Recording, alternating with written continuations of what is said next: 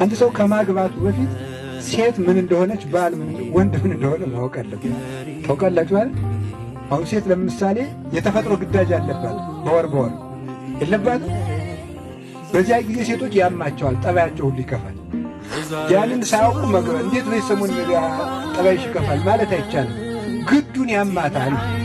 ይህንን ማወቅ ይገባል። የተፈጥሮ ልዩነትን ማወቅ ይገባል። ሴቶች ምስጋና ወዳጆች ናቸው። ምስጋና ስለሚወዱ ሚስትን ማመስገን ነው ማለት ነው።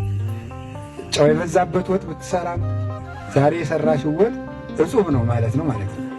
ከሰደቧት ግን ነገ እንጃ የምትጨምረውን እንግዲህ ማለት ነው አጉል ነው። ስለዚህ ምንድን ነው ሴቶች የደወለችልህ ማለታችሁን ማቆም አለባችሁ። ሰው ሲያምኑት ነው እንጂ ሲጠረጥሩት አይወድም። ከጠረጠሩት ምን ታመጫለሽ ብሎ ችግር ይፈጥራል ማለት ነው። እና እንደዚያ ነው። ደግሞ ሴቶችም ጌጥ ደግሞ አጊጡ። ልቅሶና ገበያ ሴት ሸርም ይወጣና አቤት ግፋፎ ነው የሚለብሱት። አይደረግም እንደዚያ ማለት ነው። ለምን እንደዚያ ታደርጋላችሁ? ባሎቻችሁን ጠብቃችሁ አትዙ። ይህ እኮ መጽሐፍ የተናገረው ነው በእውነቱ ማለት ነው። ስለዚህ ያ ከሆነ ሚስቶቻችሁ ባሎቻችሁ አቤታቸው ቁጭ አርፈው ማለት